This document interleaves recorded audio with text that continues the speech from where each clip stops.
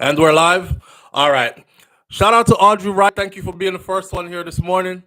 Audrey Wright says, please hit the thumbs up button as you enter the live, please. Shout out to the people going out to work this morning. Shout out to the people coming in from work this morning. Extra special big up. Shout out to the people who work multiple jobs. I have the utmost respect for you. Shout out to entrepreneurs, my stay-at-home moms and pops, my retirees. Shout out to the drivers. Shout out to the Uber driver, Lyft driver, truck driver, taxi driver, food delivery drivers, round town and long distance truck drivers. Shout out to the crossing guards. Shout out to the school teachers. Shout out to the students on their way to school, the good student them. Shout out to law enforcement personnel, medical field personnel. Shout out to the chefs in the kitchen, the secretaries in the offices. Shout out to whatever it is your job description is. Shout out to you. Shout out to security guard. Yeah, our brother says, SouFlo, I'm big up the security guard them, brother. I have a special thing for the security guard them. So shout out to the sicky them. Shout out to every single clean-hearted, good-hearted person who wants good for others.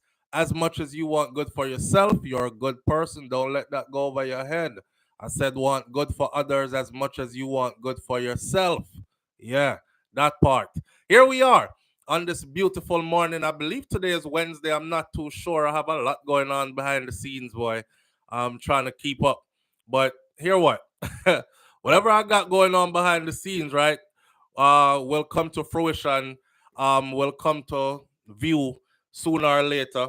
And whatever I have going on behind the scenes, I will serve as a testament to resiliency and a testament to focus, because that's what I do. Anyhow, here we are. They are look out and looking through these topics. We got a couple of things to talk about this morning. TikTok is look like TikTok is going to get banned. TikTok looks like it is going to get banned in the US. I can speak of in the US. It's not a global ban, but it'll be banned in the US. But if it's banned in the US, then it's going to affect a lot of people. And yeah, there are pros and there are cons to it. And I want to talk about those this morning. But I also want to talk about something that I see trending. I think that there are a lot of Jamaican people who are praying that TikTok get banned. And the reason why they're we soon talk about that.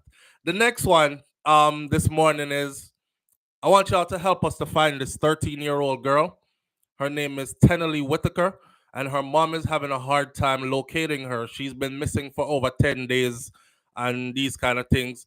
So her picture is at the icon for the video this morning. I'm looking at it right now as I made it. And it says missing right over her head. That's her, a full body picture of her. So anybody who see her out there, that's what she look like. Just know that she's a missing child and just know that she's only 13. So contact the proper authorities and get her to where she needs to be. We're going to talk about her story because there's a piece to the story as well.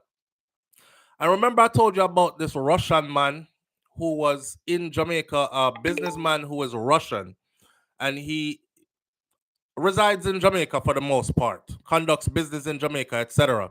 Well, he got involved in an accident that claimed the life of 4 people.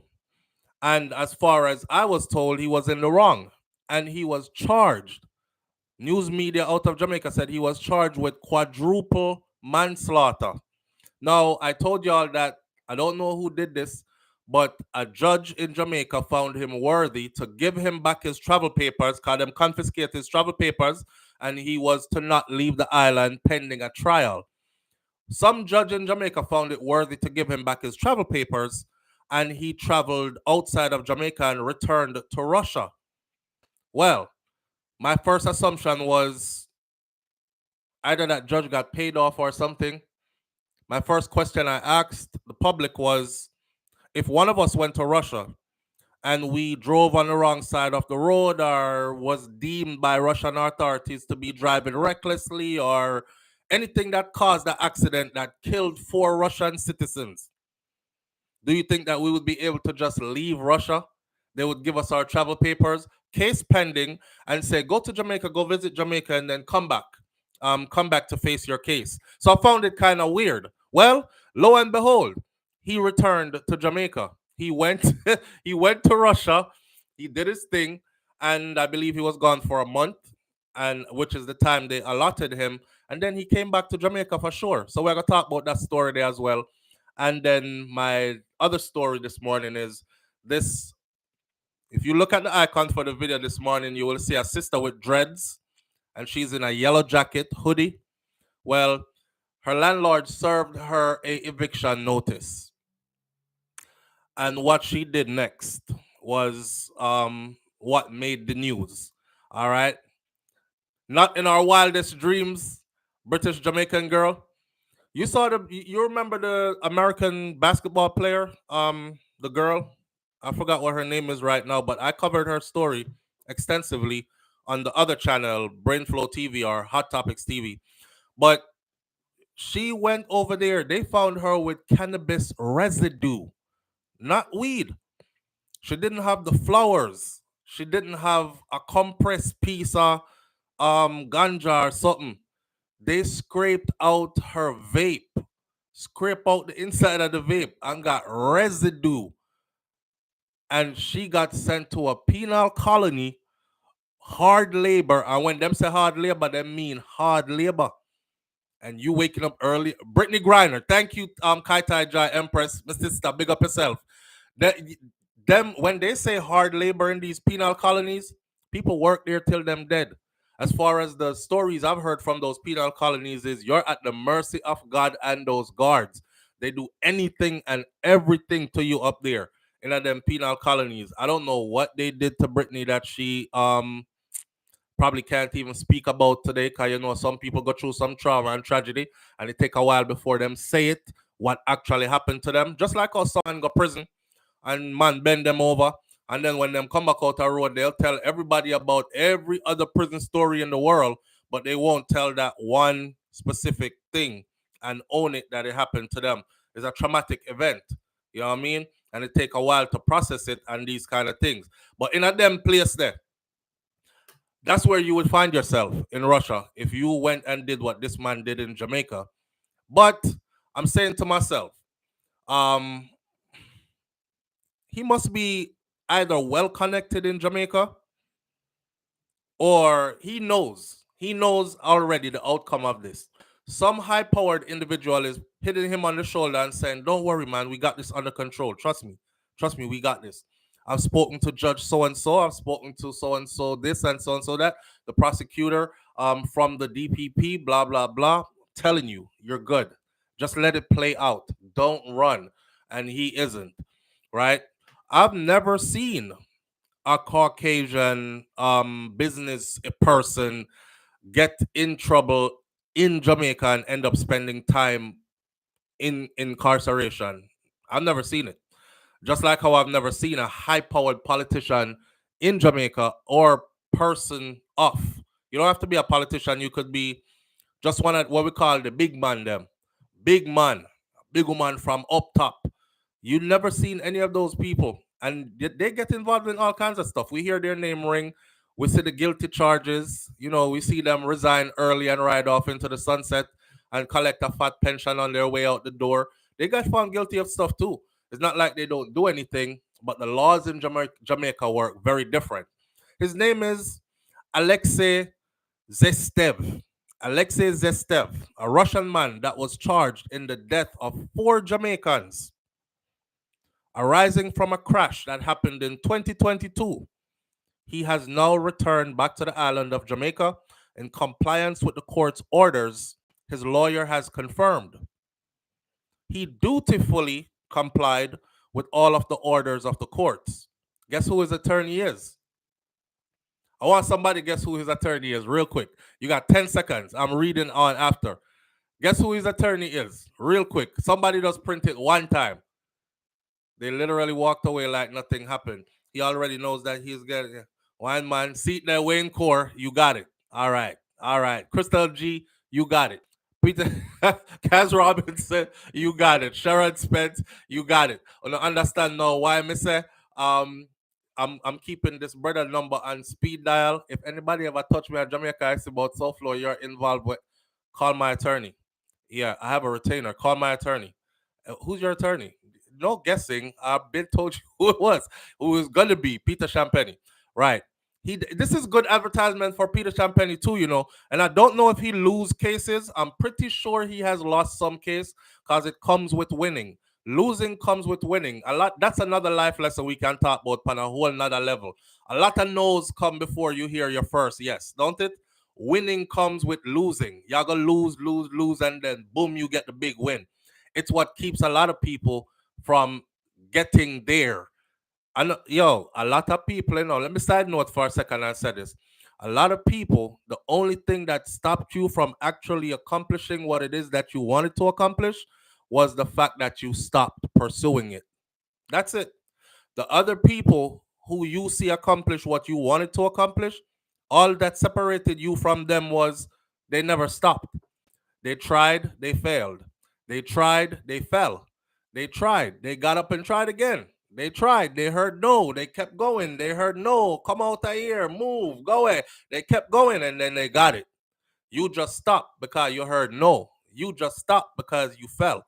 You just stopped because it got hard. Life lessons, man. Somebody told me one time like this in the army. He said, obstacles are not there to stop you from accomplishing anything. Think about it. Obstacles are actually there to weed out the people who don't belong there, to weed out the people who don't want it bad enough, who won't cherish this bad enough, who won't work hard enough to accomplish this. That's what obstacles are there for. So if you feel like I want this, I don't give a damn, I'm going through it. That's yours. Go get it and go through the obstacles with it, right? Obstacles come with greatness. Obstacles come with accomplishment. Anyhow, back to this story. I went off on a tangent because I had to just put that out there. But his attorney said that he has dutifully complied with all the orders of the court. King's Counsel Peter Champagne told the Jamaica Gleaner on Monday morning. He came back as he was prescribed. The passport is with the courts again. Man, come back and hand over back in passport. Here, I'm back. And he's looking forward to his date in court in December. Peter Champagne also said that he has seen Zestev in person since he arrived back. On February 29th, the Supreme Court Justice Leighton Pusey granted a request for Zestev to leave the island of Jamaica, and he gave him 1 month from March 1st to return, as April 1st was a public holiday. The judge set the return date for April 2nd. The decision sparked public concerns about whether the judge was satisfied with that Zestev would comply or not. What made the judge feel satisfied that he would comply or he would, because you know, if most of us have, God forbid, but if you go to anywhere and you pick up a quadruple manslaughter charge and they tell you you're free to go home, just come back and face your case. Chances are, majority of us are not going back. Okay, we're gonna be like, me can go home. Yeah, yeah, man. Me soon come back. Me soon come back. Me can go. Really? Airport, plane, fly, gone. Yeah. All right. That'll be the last they see of you. Right? He's back. And you know what? This is gonna look really good on him in court. In court, like Jamaica court system is the kind of place like this where if you show remorse or if you do anything that shows that you are off compliance and that kind of stuff, they cut your time drastically if you're supposed to get any time at all. Missing man going there for murder, you know, malice murder. Man going there and cry. I say how sorry I am, and I should have never done it, and I don't know what overcome me. I just lose control of myself. Oh God. The judge cut him time in half, starting with, before they even start thinking about, well, cut that in half for his early guilty plea. Cut off some more of that because he showed great remorse. Cut off this more because he did. In the US, they don't give a damn how much remorse you show. Ball till you eye them drop out. Life in prison without the possibility of parole. You stab the woman 32 times, sir, and cut her neck. Yeah, dig out her two eye them too. In Jamaica, they don't look at it like that. They look at it very different, right? He already won the case, going court. I think he knows that. The decision sparked public concerns from even all of us here. So Zestev is to return to the court circuit, the home circuit court, on December 2nd of 2024. He was charged last year with 4 counts of causing the death by dangerous driving arising from the early morning crash on December 11th of 2022. It was a crash that happened on Palisadoes Main Road in Kingston, and he has been on bail ever since. Didn't spend no time in lockup. He's been on bail ever since. Reckless driving, killer for Jamaican, bail right away. He's able to fight this from home, gets privileged to go back to his country, come back, revisit the case. The crash claimed the lives of 57-year-old Rosemary Roberts Banton and her 18-year-old son, Zachary Heslop, and it claimed the life of 53-year-old taxi operator Delroy Grant and also his wife, Camille Stevenson Grant. All 4 persons who died were from Seaview Gardens in St. Andrew. Let's not forget them 4 people there who died. Because honestly, vehicles don't just get out of control and just kill people. Most of the accident I see in Jamaica and what's left of the vehicle, this particular accident is one of them.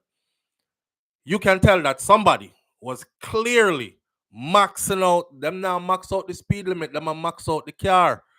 They're clearly maxing out the car, going as fast as they can, losing control of their vehicle. No regards for life on the road. No regards for law. And 4 people wiped out.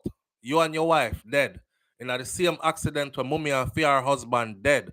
Gone. Just like that. And he's on bail the whole time. He's able to go home every day, conduct his normal business, fly out of the country, go back to Russia, visit his family there, come back, jump on a plane, hand back in his passport. That's privilege.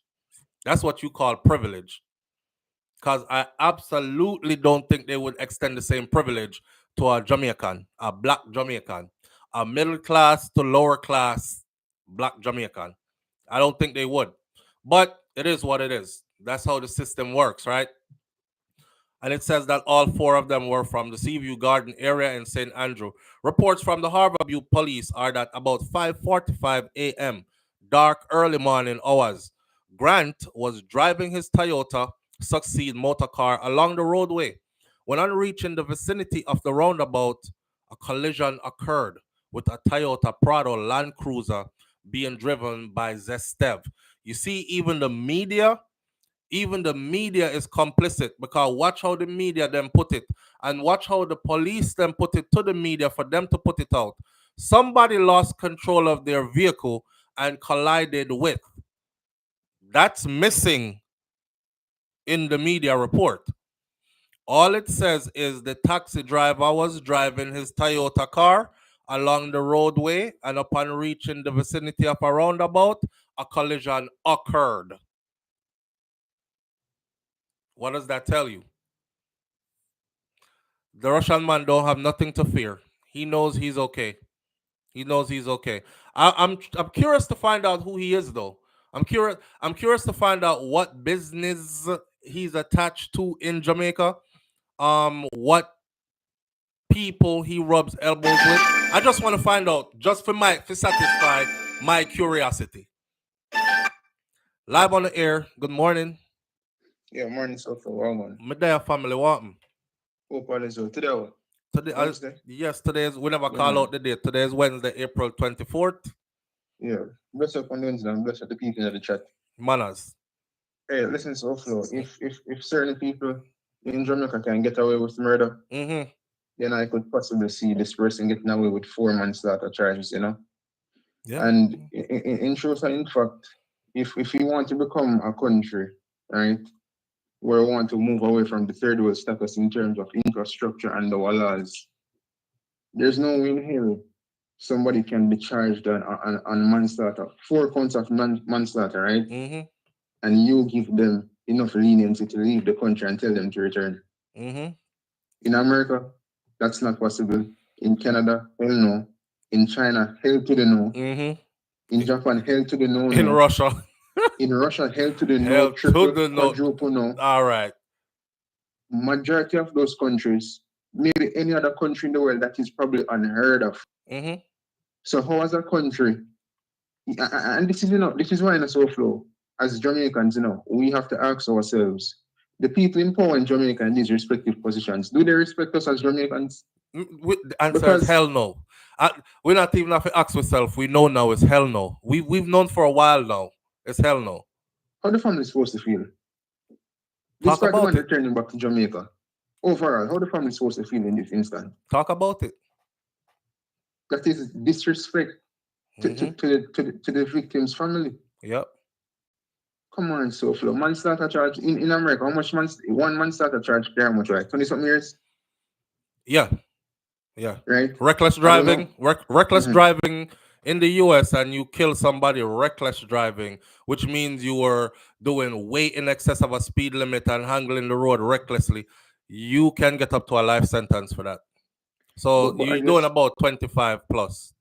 but as I said, SouFlo, you would like to know who this person is, like what business do they have? Because then again, it's Peter Champagne the draw for. Right. And so everybody will go Peter Champagne, whether gunman or whatever the case is, them have some sort of money and some sort of backing.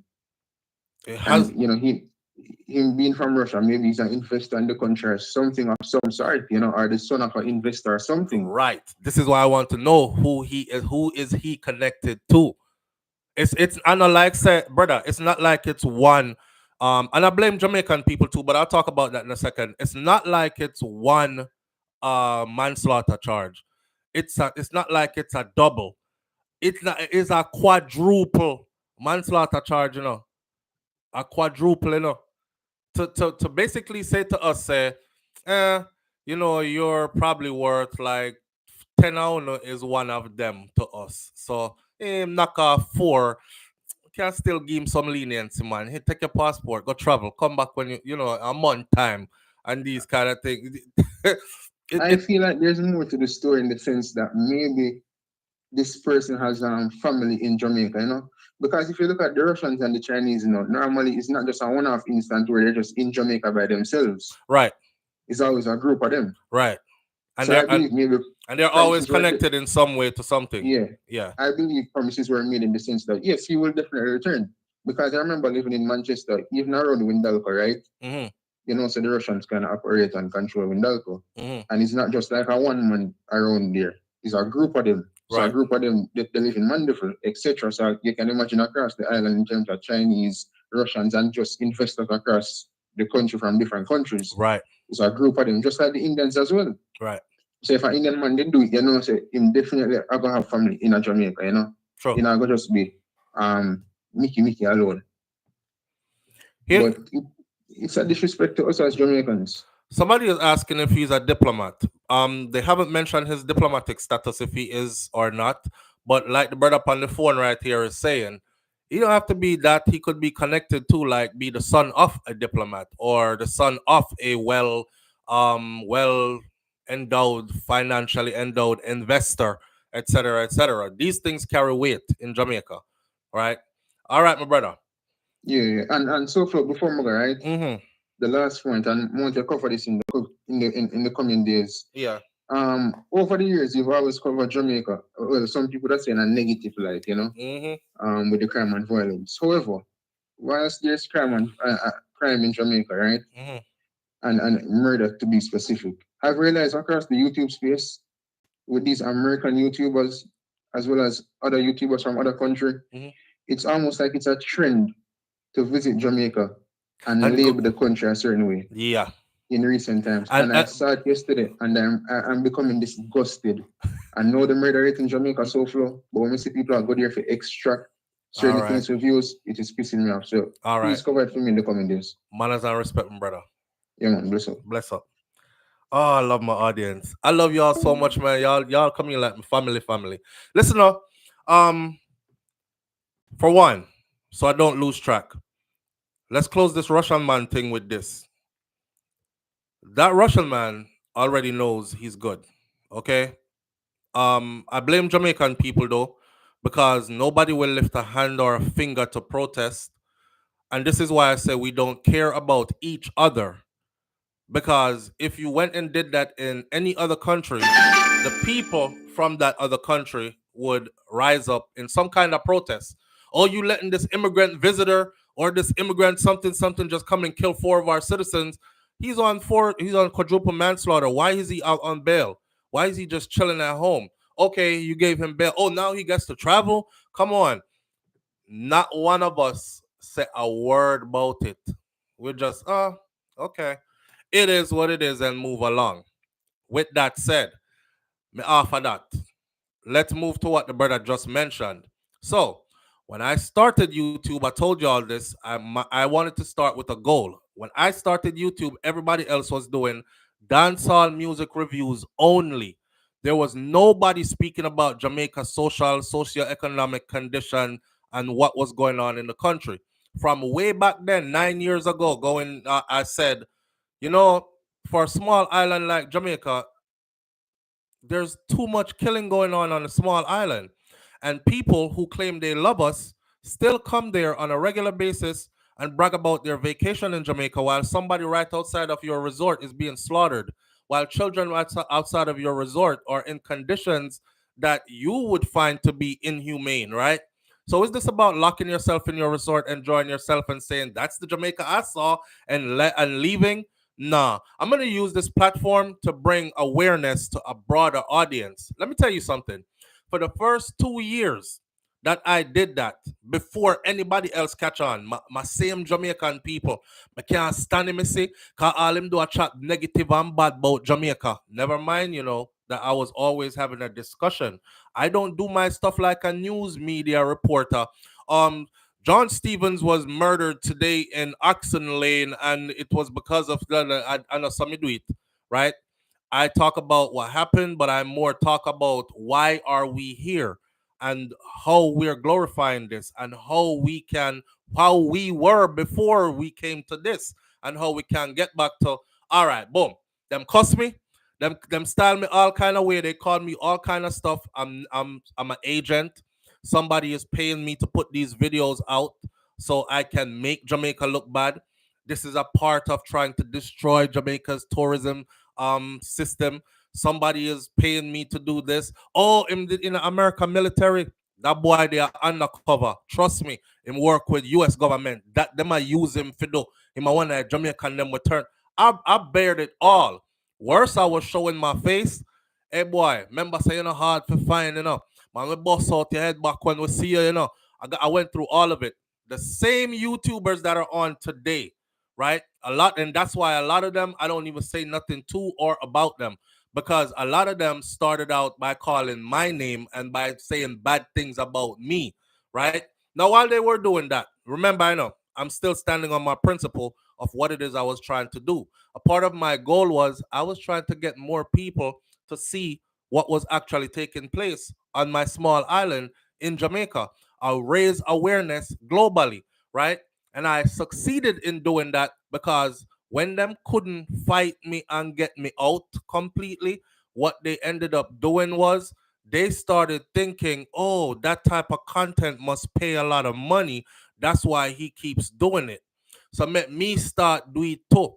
And before you know it, boom, there was an explosion of Jamaican vloggers who all now talk about who get killed yesterday, who I get killed today, who in a hoofa gang, who this and who that, right? And once I saw that it took off like that, everybody just spawned and spread out, I left it. Y'all notice I don't really talk about that anymore? Right, because there's 100 of us out here talking about the same thing. No. Now, with that said, in come the foreigners who are not even Jamaicans. And it is our same Jamaican people who used to fight me, who give them the foreigner that all the props in the world. Look at the videos the brother on the phone is describing. Go look on YouTube right now. We are a visit to the most dangerous place in Jamaica, and it's a Spanish town. A visit to the most dangerous place in Jamaica. You dare not go here, and it says Tivoli Garden. A visit to the most dangerous place in Jamaica where gangsters will kill you in a second, and it's somewhere in Trinidad, Lavantil or some place like that. They capitalize off of it, right? Or they copied the blueprint, and now you praise them. You praise them now. but you cost me the whole time. And I wasn't doing it for clicks and likes and views because those weren't the videos that made me money. Matter of fact, YouTube used to tell me those videos are not even monetizable. And that's what made me have to do so many videos. Because much as I love doing YouTube, nobody wants to sit and just work for free. Especially if you found out that, oh, hold up, I can monetize my platform. Yeah, you can, but that content is not monetizable. Okay. YouTube reserves the right to run commercials on anything they choose. So YouTube can tell you that you can't play that on your channel and we monetize it. But YouTube will see it out there flagging and nobody is trying to monetize it. They'll put their own commercial on it because it's their platform.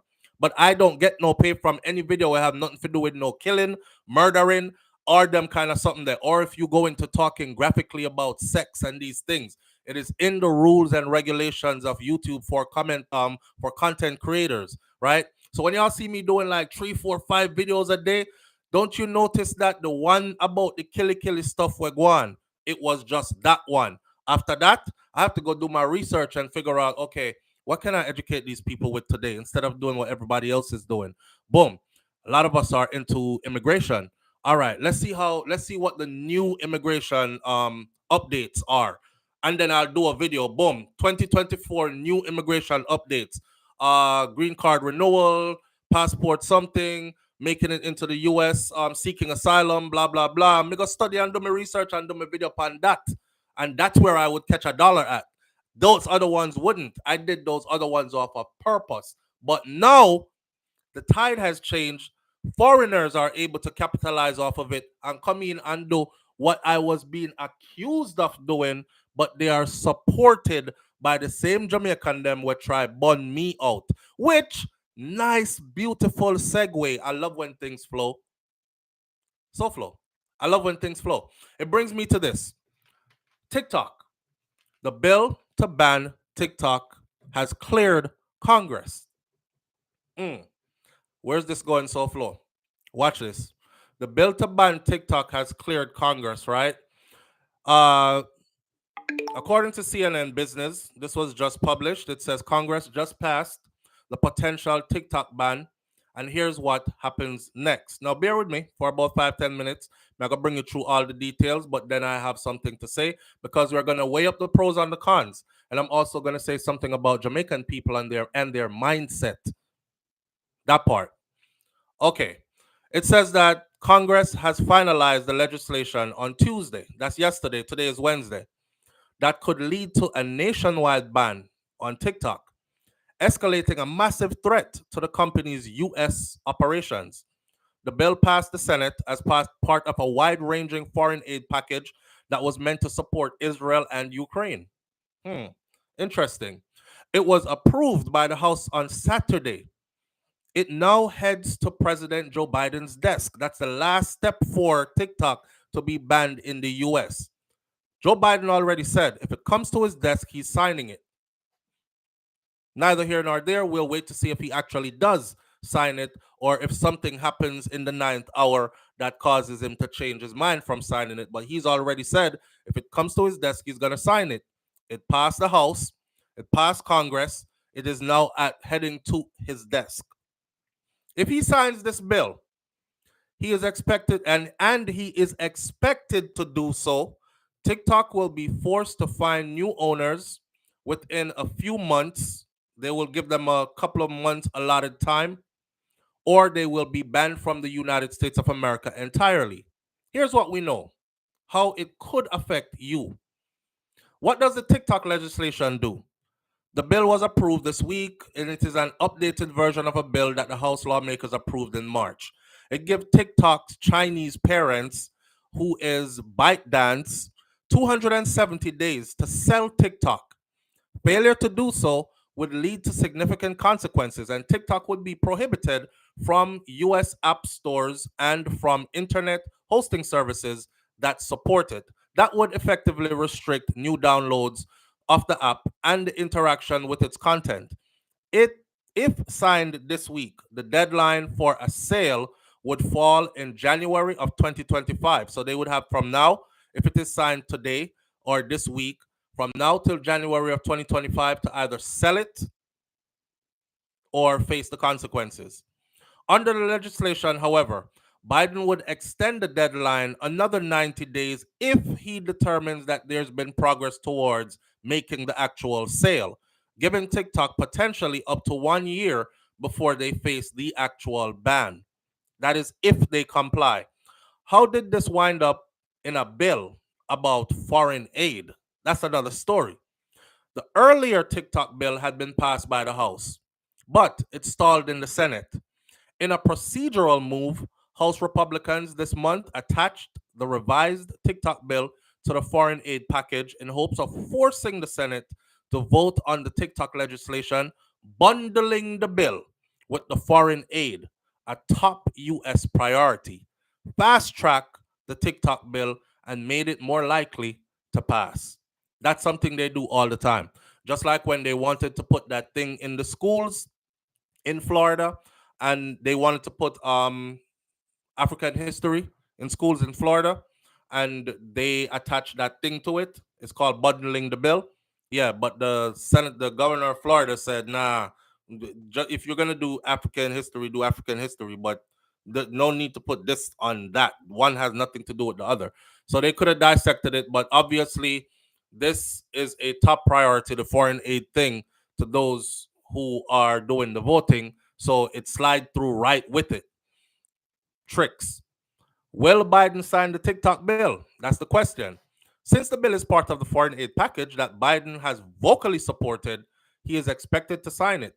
I saw him on video said he will sign it. If it comes to his desk, he'll sign it. And this report says he is expected to sign it quickly. Biden has also been on record supporting the earlier TikTok legislation, so there's a little reason to think that he would oppose this latest version. In other words, then, yeah, he's gonna sign it. This is kind of like forcing TikTok to sell their stuff, right? It's like somebody coming there like, "Oh, I like your business, but your business operating in my country though. Check this out. Send me that business there. I'll give you 50 million for it." And you're like, "No, I don't want to sell my business to you. We could work something out where you tax me, I pay my taxes. I'm operating on your soil. I understand that." They're like, "Nah, sell me the business. I want the business." Yeah, how much you selling the business for? You're like, I don't want to sell my business. Well, if you can't sell you don't want to sell your business, we shut your whole business down. You don't operate here, period. Could you give me some time to think about this? Yeah, you have 9 months. Think about it. you know, if we see that things are going forward and you are complying, then I'll probably extend you another 90 days so you can get the proper paperwork in place and whatever. But after that, it is what it is. Remove you from all app stores. Matter of fact, if you're anywhere in this region, nobody will even know of you because you won't exist on this side of the map anymore. That's the deal. What's going on, right? Whether it's ethical in your eyes or not, that's subjective. That's like troops. That's like troops. Hold on, that's like troops going off to combat. And some people are like, "Oh, you go over there, go help the white man them with beat up people of color." And I'm like, people of color over there don't even give a fuck about us. They don't even they think they're better than me anyways. So yeah, 7 magazines, my rifle, load me up, send me that way. I give zero shits, and I don't care about who have nothing to say about. "Oh, you did in the U.S. military, so you did go over there, go help the white man them, so mash up people of color and all that." You see how the view changes once it's subjective, right? Come down to the pros and the cons.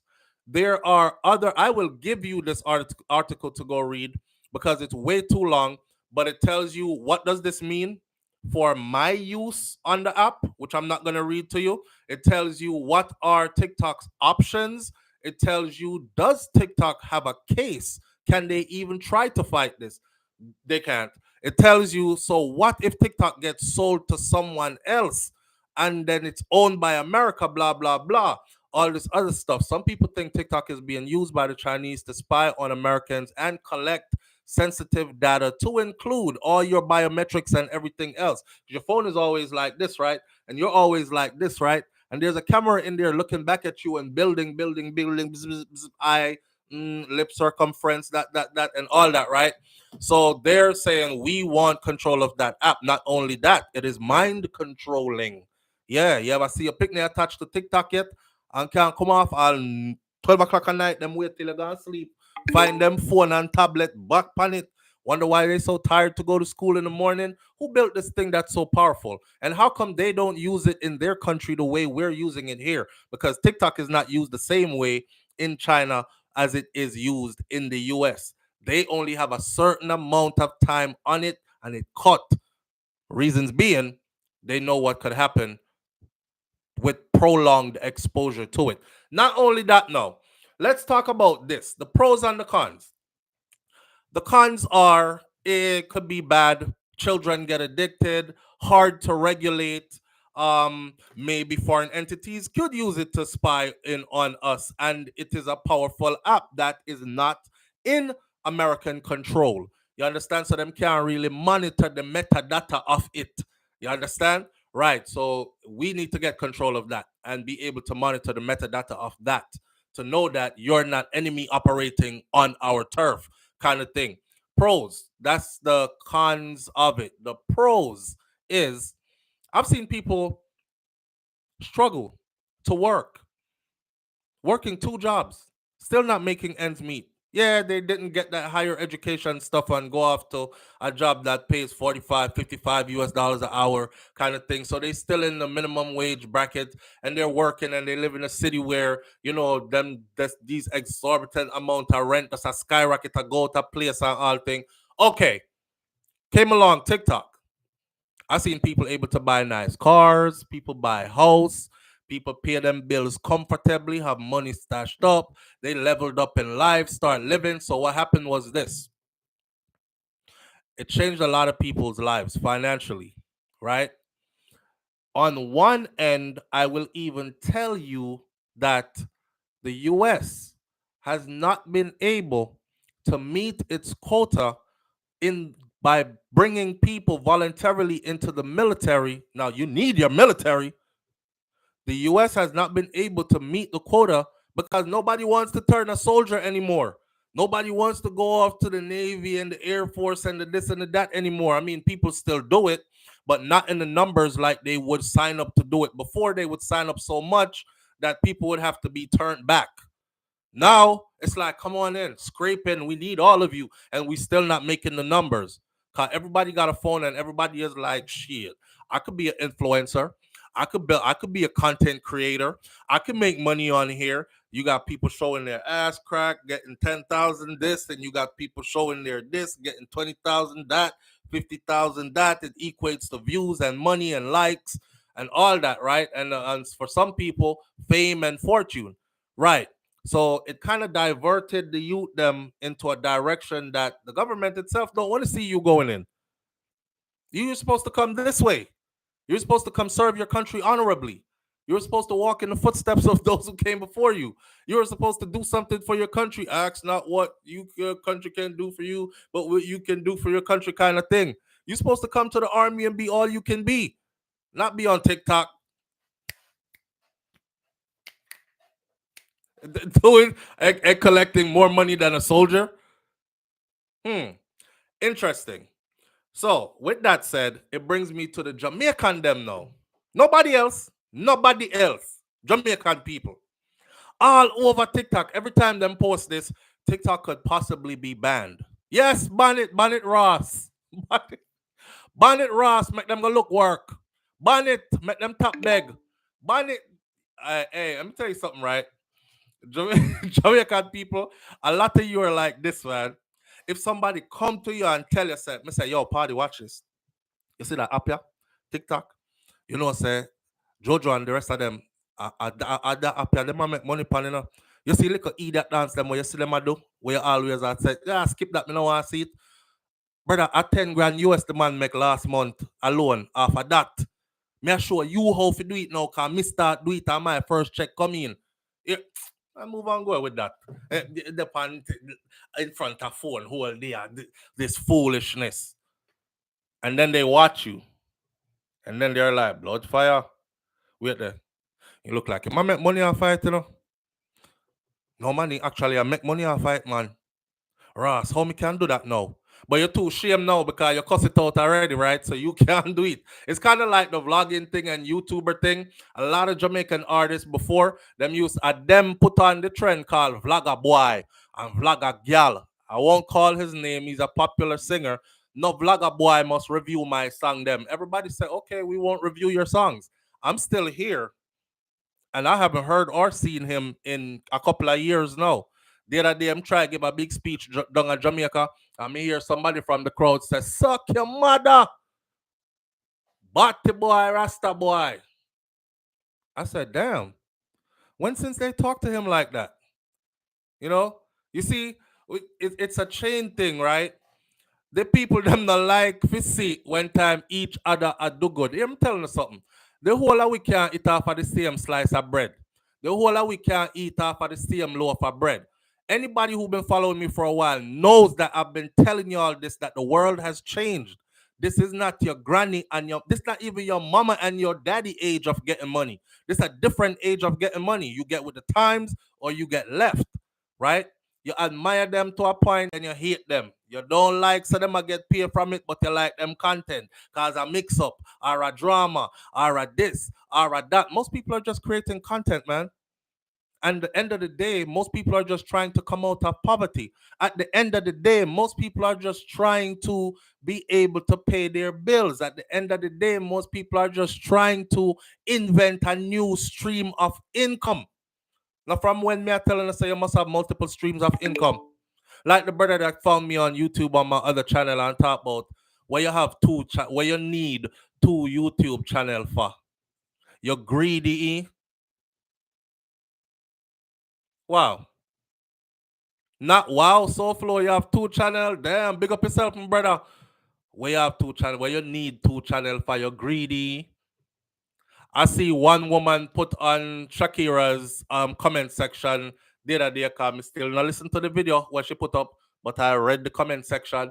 One woman and a bunch of triggered women, bitter women, but one woman put on the comment section about so where my chase YouTube for? Don't him have him good job? I don't have a job. I have a career field. There's a difference. I have a career field. That's why I encourage people to go to school if you can. To go get a degree if you can, or to go to some kind of trade school and get a certification if you can. Because once you implant that knowledge and you become certified, nobody could take that away from you. You can actually even divert from that and go create a next stream of income to match that. Imagine if you went to school, right? And you actually graduated with a degree, marketed yourself in your field after you graduated, went out into your field, earned, gained experience, and became one of the people in your field who earn a lot of money in your field. Then imagine creating a stream of income to match that. Not a little extra $100 on the side every month for stifling off the bill them, sufferation living. I'm trying to pull my people up with me. I'm telling you, create something that equals that. Imagine that. Sometimes I think me talk too big and some people mind too small. So I run down YouTube for. I remember when I was first trying to teach my Jamaican audience, I said, this is a business, you know. And that's why you do it.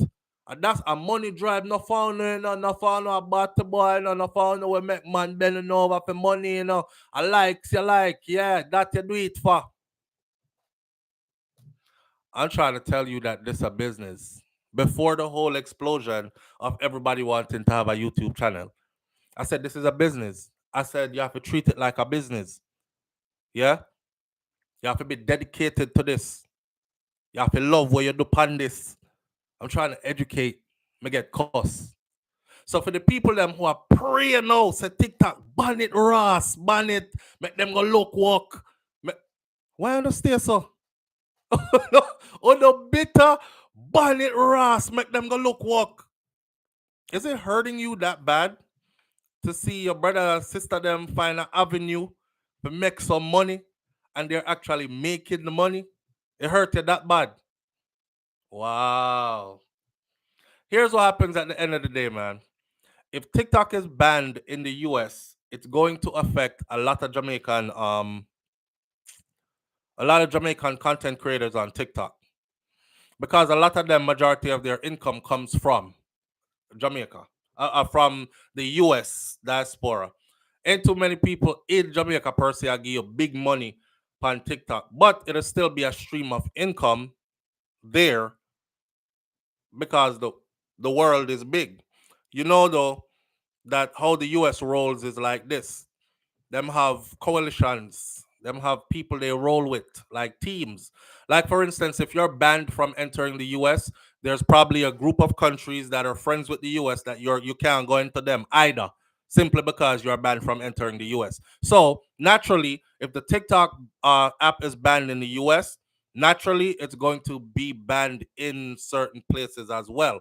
So if you're still on it after it banned, you probably can still make a money, but it probably won't be the kind of money that you're used to making already, right? And that is that for TikTok. But my message for the day is stop being jealous of your people. Half of them not even making the kind of money you think they're making. Half of them ain't making the kind of money you think they're making, but the little bit of money where them a make, them stretch it for long and it look good. You know what I mean? Because when you go from 0 to 50 to 100 to 200 to 500 to 1,000 is a whole heap that. Last thing I'm gonna say about this TikTok thing before I move to another topic. Me look up TikTok because my audience members keep saying, "SouFlo, how come you're not on TikTok?" And I'm like, it just doesn't. I can hear my granny voice, Miss Ruby voice. See her there. I can hear her voice. I said something about the tiki taki something. Yeah, and I'm like, it's for the kids, isn't it? Like it's not grown people stuff, and people keep telling me like, no man, you gotta go look. It's like everybody over there. So I went and I looked, and I was like, oh, well, maybe I could use it to advertise my business there. And it has to be some kind of purpose behind it. We can't just dip on it, just sit down and view other people content. Just a view other people content all day. My days are busy. My hours are I can't get back an hour when I lose it. My hours are precious. You understand? Me a big man with do big man things. So my hours, open-eyed hours, they have to pay me. I went over there, I did my little research. I found out that TikTok keeps like a high percentage of whatever money it is that the content creators make. I was surprised. I was like, yo, this not even worth it. Because it break down to like if you make $1, I think TikTok will keep up to 90 cents and give you 10 cents. Right? Or something like that. I think they could keep up to 90 cents and give you 10 cents. So I told myself that's not worth my time. I went over there, I did a couple of videos just to test it to see. And then I see a bunch of people find me over there and then follow me. I haven't been back over there in a while. So it's not one of the platforms I keep up with on a daily basis, even though I think I could and should. People are saying, no man, SouFlo, I go live, you have to go live on it. When you go live on it now, when people are going to throw you the rose them and the lion and the this and the that, I not even know what them stuff they mean. But it's there. And my message to y'all is that it's there for everybody. Okay? So don't sit on the sideline and be jealous of other people starting an extra stream of income there are money comes in waves. And when trends come that bring money in waves, you have to try to jump on that trend there. And if you jump on the trend when it brings the money in waves, you could catch a piece of it. It's not something that's gonna last forever. Nothing around us lasts forever. For those of you who are here, remember MySpace? Y'all remember MySpace? who had a MySpace account? Ah, see, that's what I'm saying. So anyway, enough of that TikTok something there. You can go and look up this article and you can read the article for yourself. The name of the article is Congress just passed a potential TikTok ban. Here's what happens next.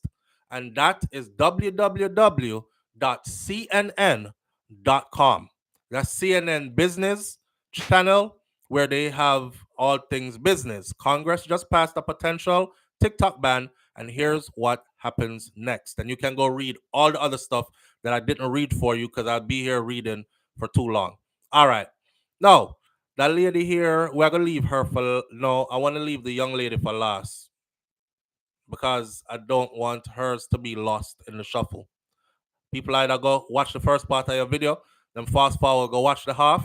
Enough of them don't watch the middle content. I don't want her to be lost in the middle. So if you look at my icon for this morning, you will see a sister upon the icon in yellow.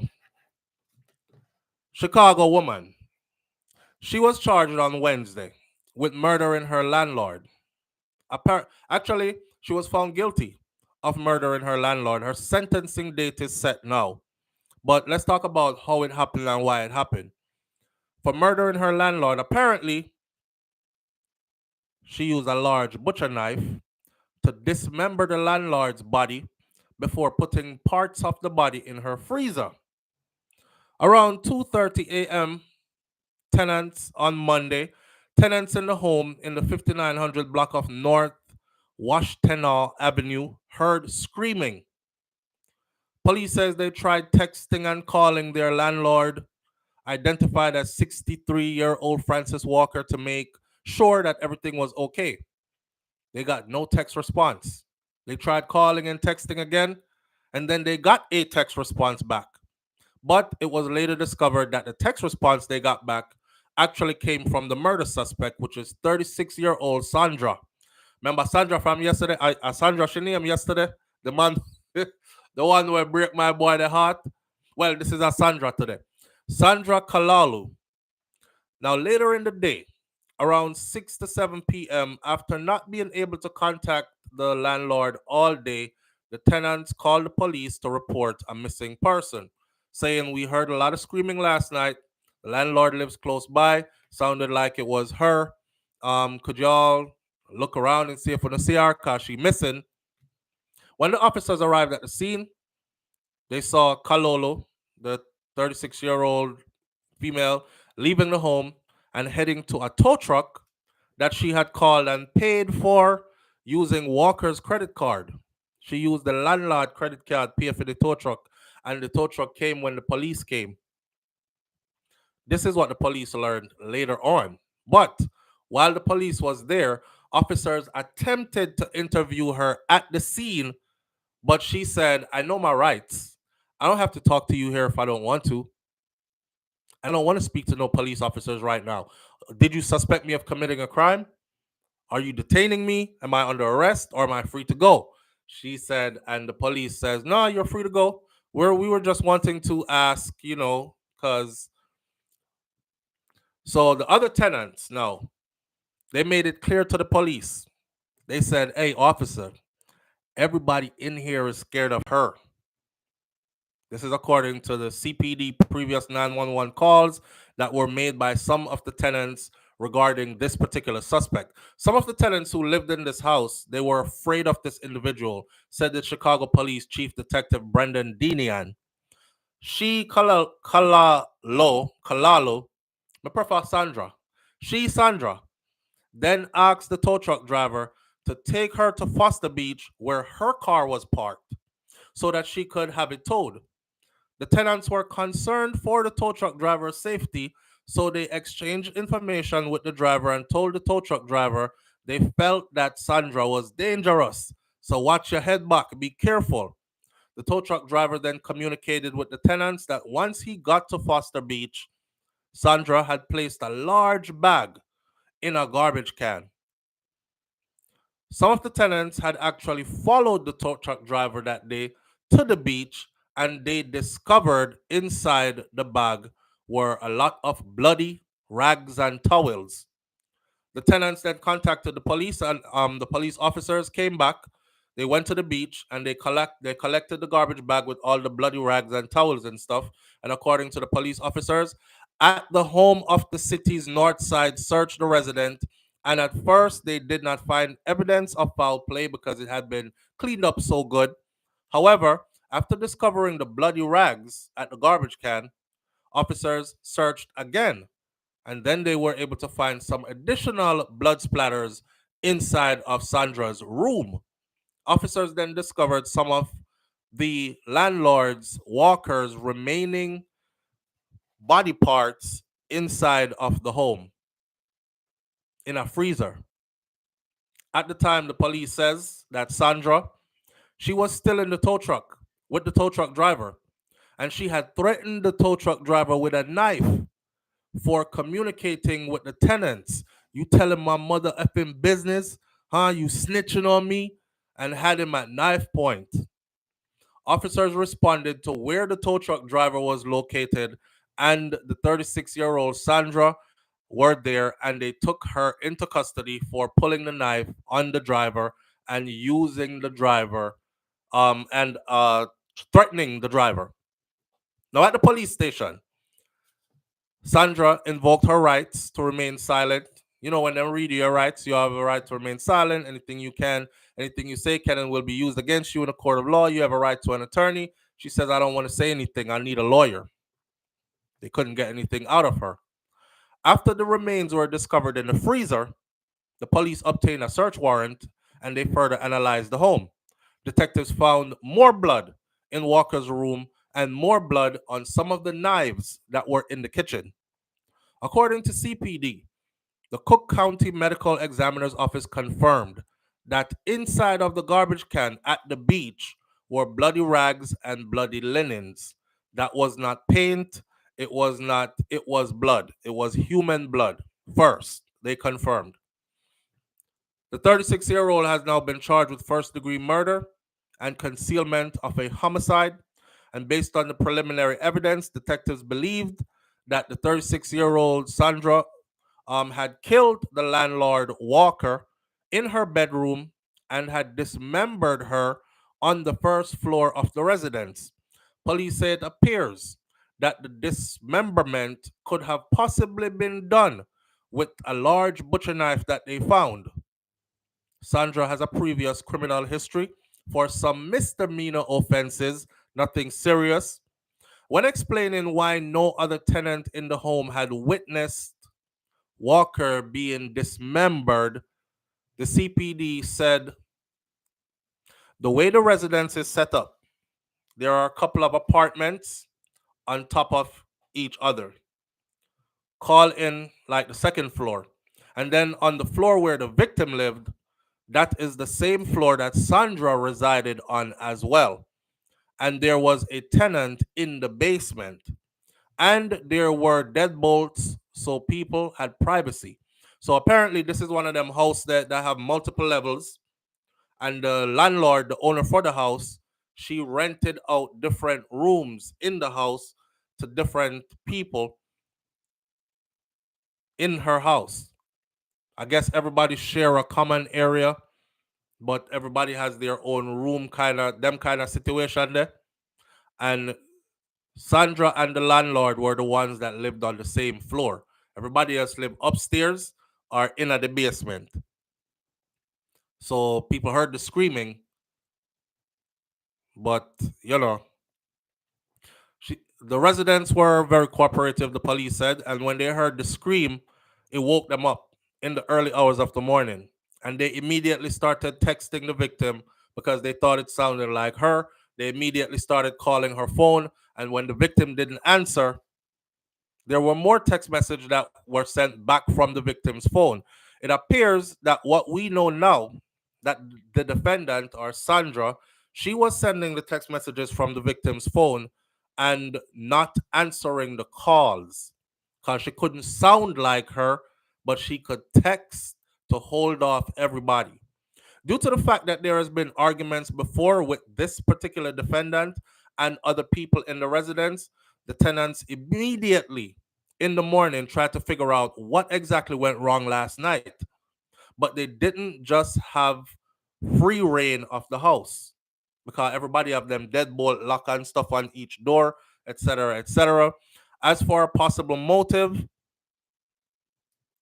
the police said she was the owner of the residence had actually served Sandra with a eviction notice just a day before.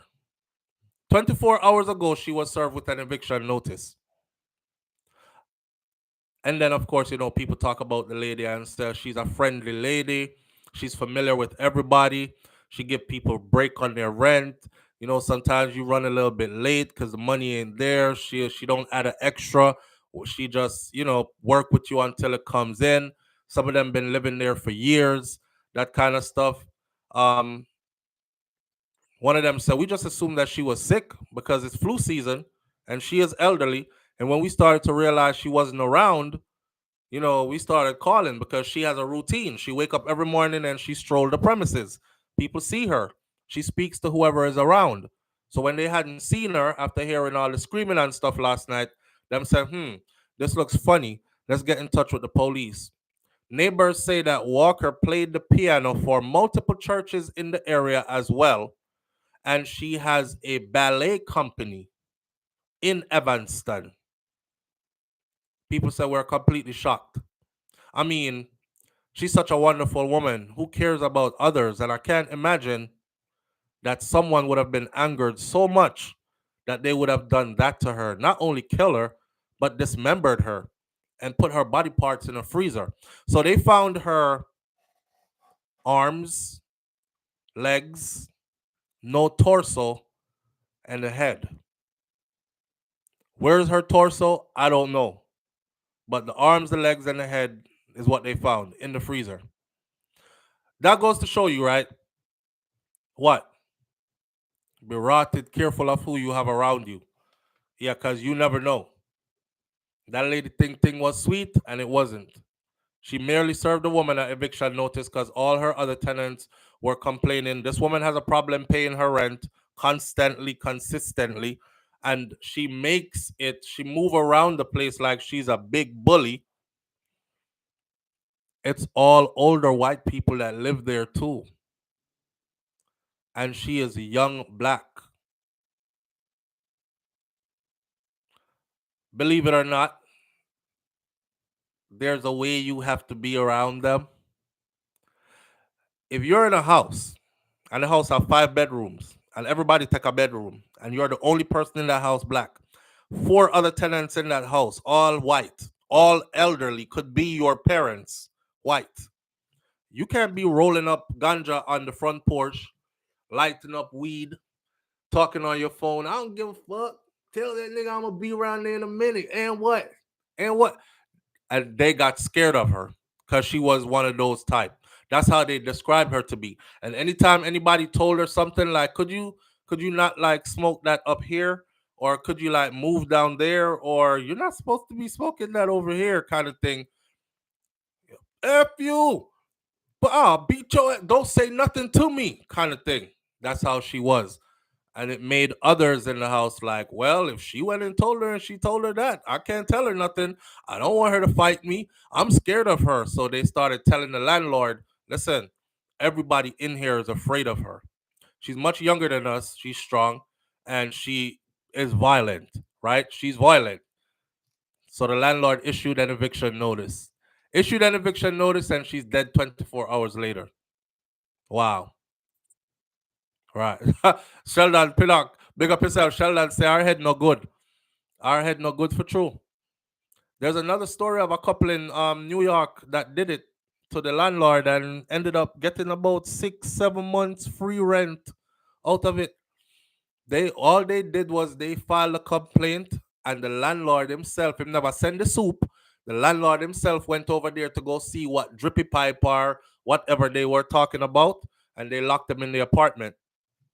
Killed him in the apartment, dismembered him, put his body parts, bag him up, and put him in different parts of the fridge, and then take him vehicle from downstairs. And they lived on his cards.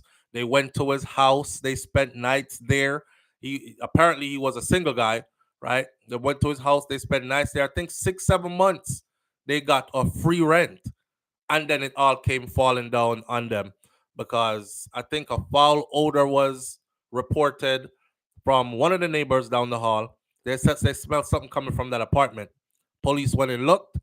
Landlord was in the refrigerator. Yeah, one of them thing there. Big bad bully she was. Yeah, now she about to be a big bad bully right where she belong, which is in prison, and hopefully, well, possibly for the rest of her life. All right. Be careful out there. That's all me have to say. And me, I'm paro, so I'm not tarry with people too long. If you look at me the wrong way, if you say the wrong word more than once, I'm a cut.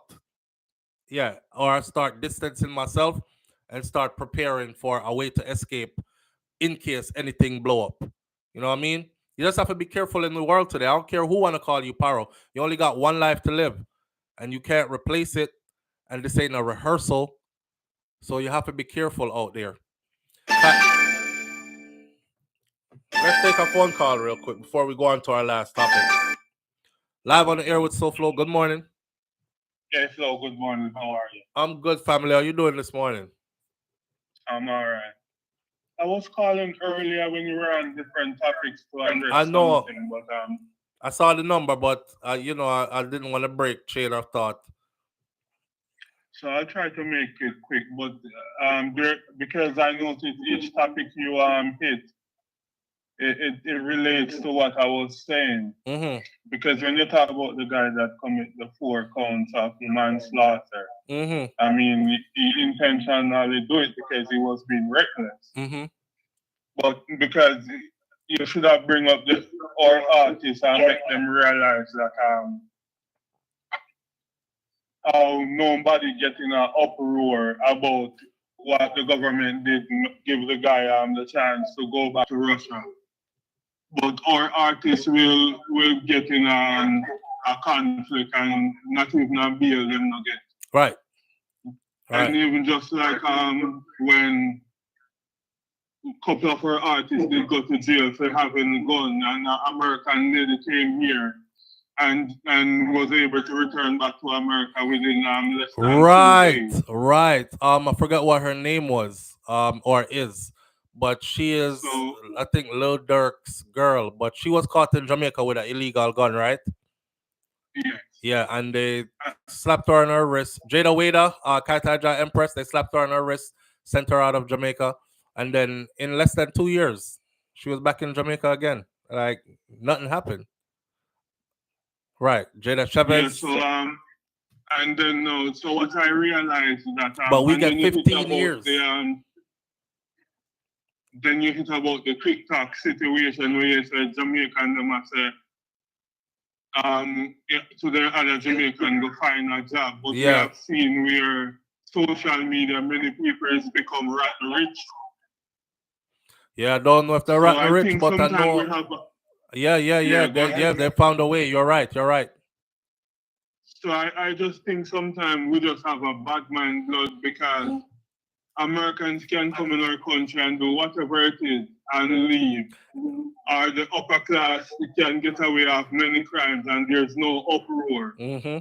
But they'll find their own in many different ways. Mm-hmm. So even like when no matter about Jamaican them to go find a work, when they're the same one will go on TikTok or IG and watch Americans making crazy money and smile and laugh, but they're always fighting against them. That's the bad man, my brother. They like to see other people do it. They don't want to see you with it though. To know say it kills a lot of them to know say is a next Jamaican like themselves doing it. Let me tell you something, right? It even kill a lot of them to know say if they applied themselves they could, but them just don't have the discipline to apply themselves. So them just hate you instead. It's just easier to just hate you. Should I follow his blueprint or should I just hate him? You know what? I'm gonna just hate him. Cause it's just easier to just hate him. That's the road. Just like how when many times you and your friend live good for years. Mm-hmm. And when the day come, they find out say you get two now, then 5 years to go foreign. And then she say you go foreign, they start hate you. I'll kill you too. Mm-hmm. Mm-hmm. Well, they said manners and respect, my brother. All right.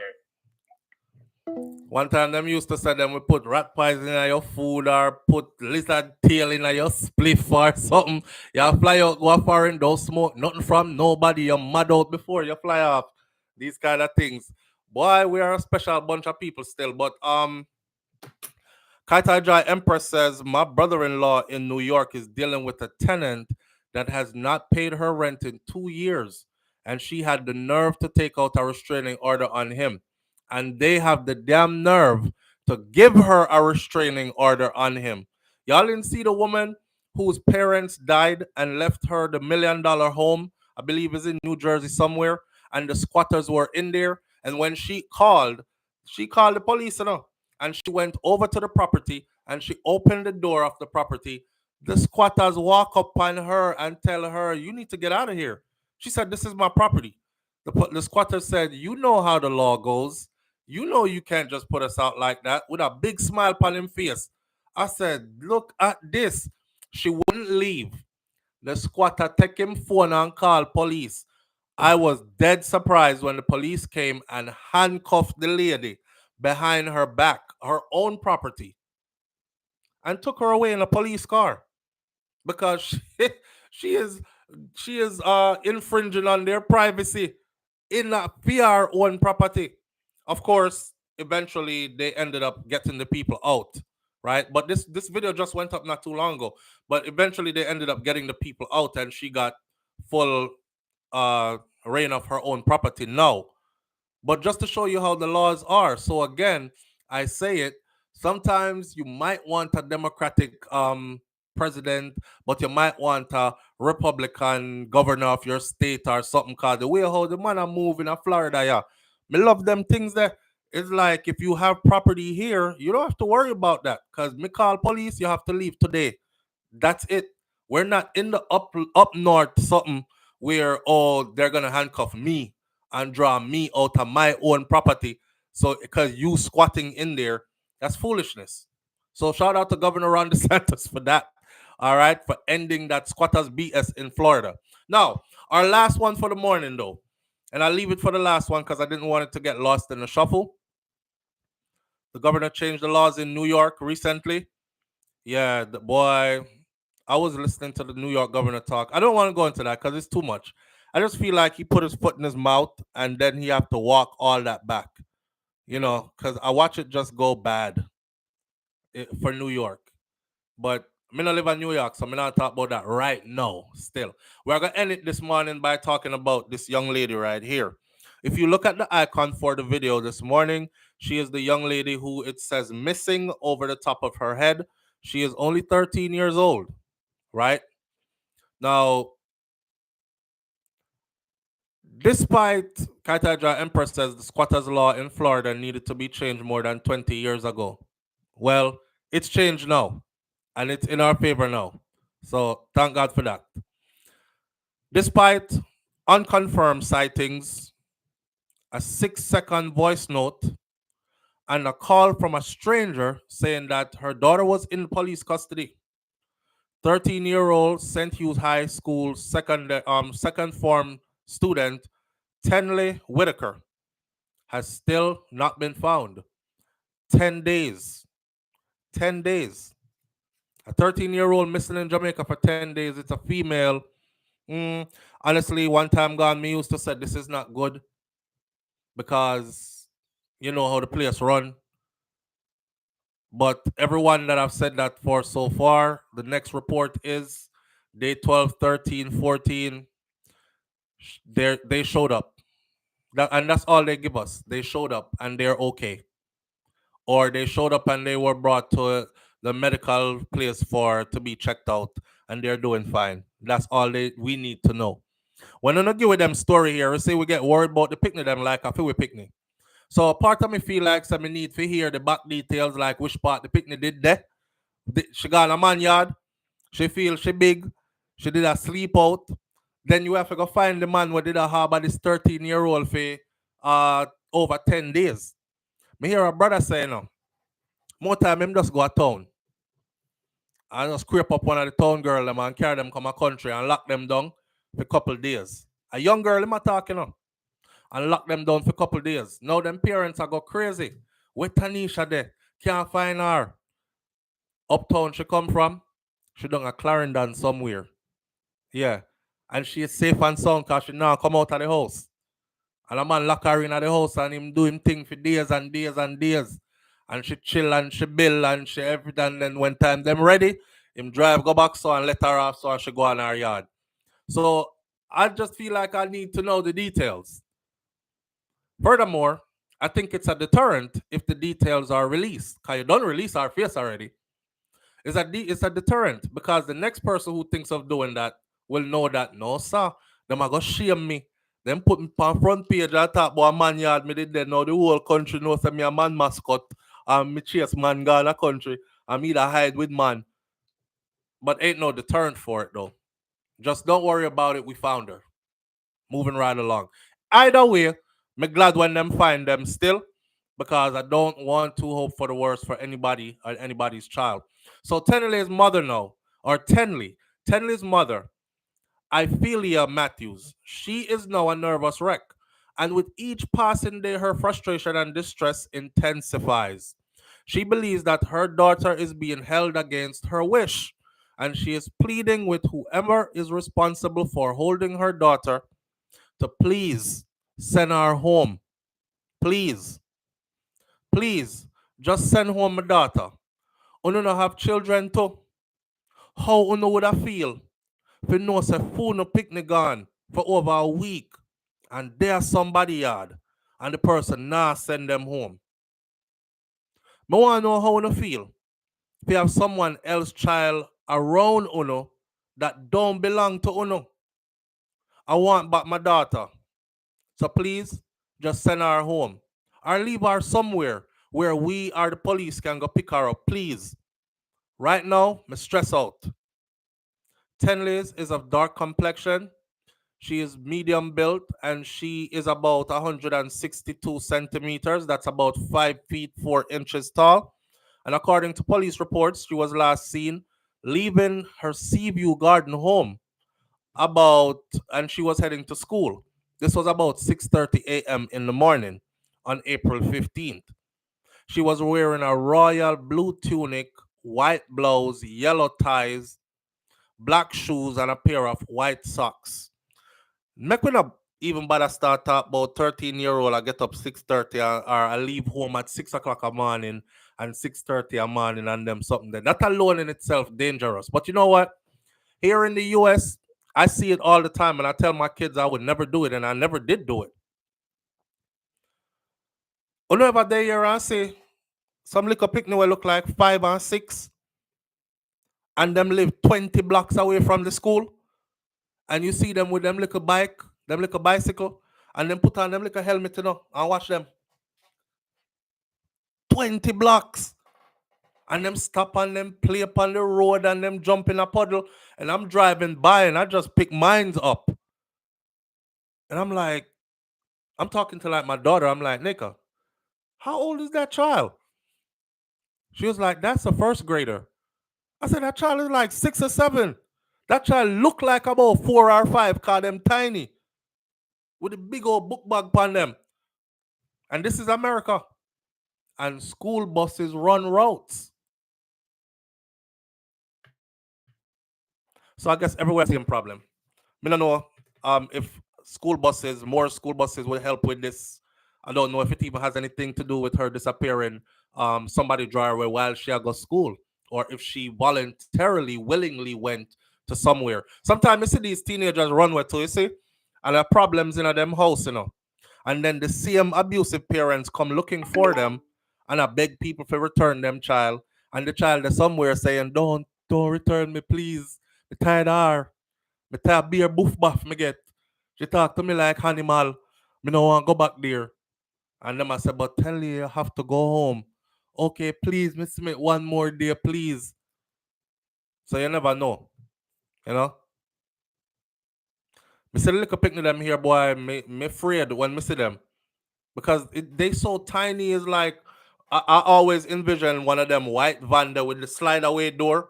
Just pull up, jump out, fling them in it, slide the door and gone. That take a less than 20 seconds.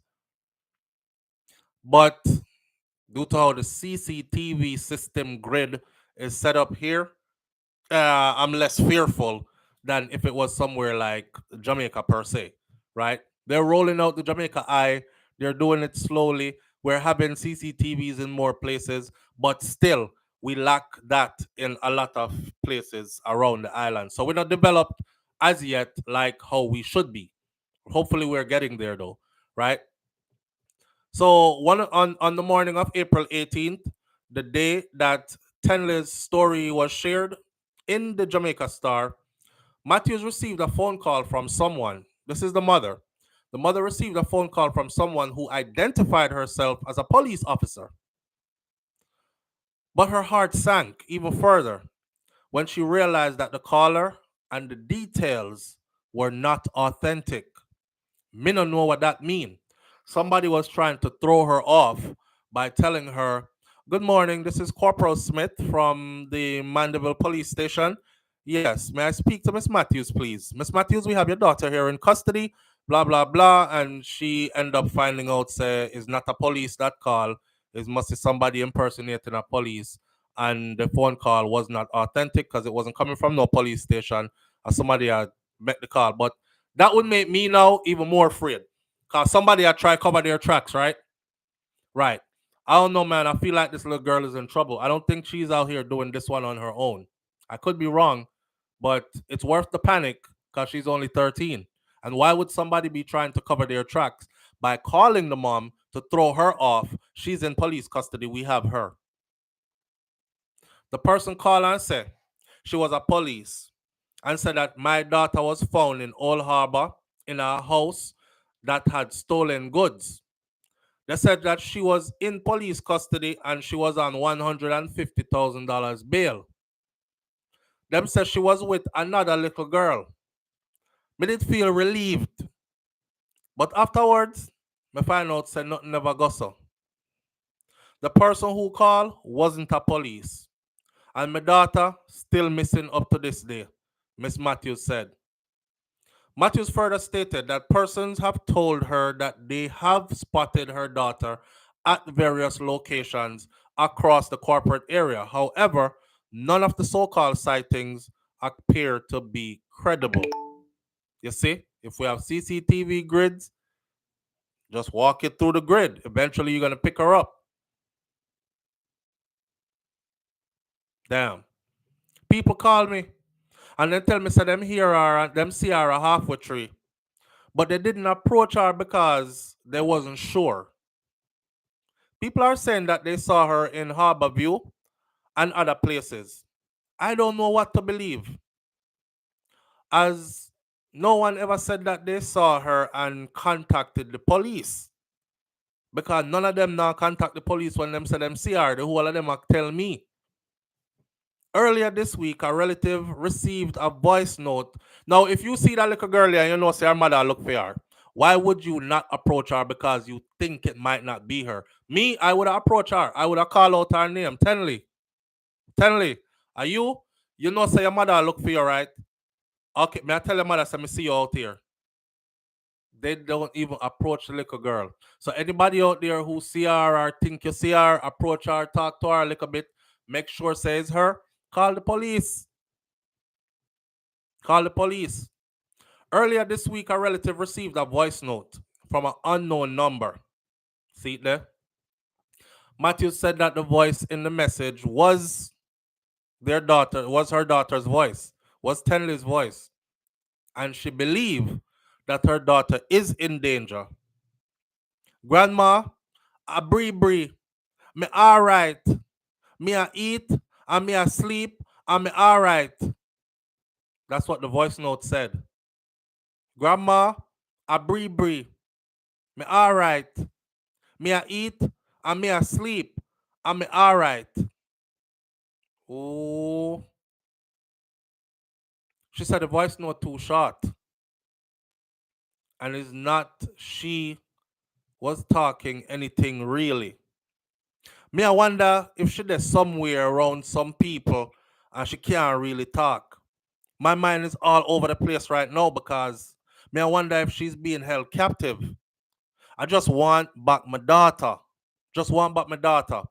When the Star spoke with residents of the Seaview Garden area who were familiar with the missing teen, they described her as being someone who was very outspoken. They all know her, and she is very well mannered, they say. She no strike for any type of runaway. When she was leaving Seaview Primary, she gave a speech. And even politicians stop her and shake her hand. That's how well spoken she is. She grew up good. And she's not a road picnic. So something is definitely wrong. Me not sleep good at night time over it. It trouble my spirit, man. And me pray. Me pray that she and her mother will reunite soon, one of the residents of the area said. So again, they are asking anyone who knows the whereabouts of Tenley Whitaker, Tenley, Tenley Whitaker, you are being asked to please contact your nearest police station. Them have the Seaview Garden police station. I'm not even gonna leave the number for that. Just contact any police station, any police, right? And if you see somebody who you think look like her, don't just walk away and say, "Oh, me never go over there because she kind of look like her still." But me know, sure, do your due diligence as a citizen. Do your one step further. Go over there and call her name. Tenley Whitaker. Tenley. Are you Tenley? Call her name, see if she turn around. Look in her face, see if she look like the picture that I just put up here. Look at the icon of this video when it's finished. Look to the left side, you will see it say missing over the person's head. That's the young lady right there. All right, so no know who to look for now. We know wish them something upon our worst enemy. Cause you don't know how it go already when time my people pick me. What's your little girl? And she out her road. Oh man. So with that said, we're gonna leave it right here so this morning because I want this to stay on everybody's mind, and especially the people who are in Jamaica, you who tune in to SouFLoTV. Keep your eyes peeled, keep your ears open, and let's try to help to bring this little girl back home to her mom. Whatever them have at them yard, if them have something, them have to go work it out. We're not getting into all that right now, but we need the little girl to reach back her mother. All right, and we'll stay close to this, and we'll give you an update to see if she returned home, she was found, whatever the case may be. With that said, have a wonderful day. Big up on yourself. Manners and respect to each and every one of you. God go with you. And don't forget to go with God. All right? Walk good. And I'll catch you tomorrow morning right here on Morning Thoughts. God spare my life. I'm out. Peace.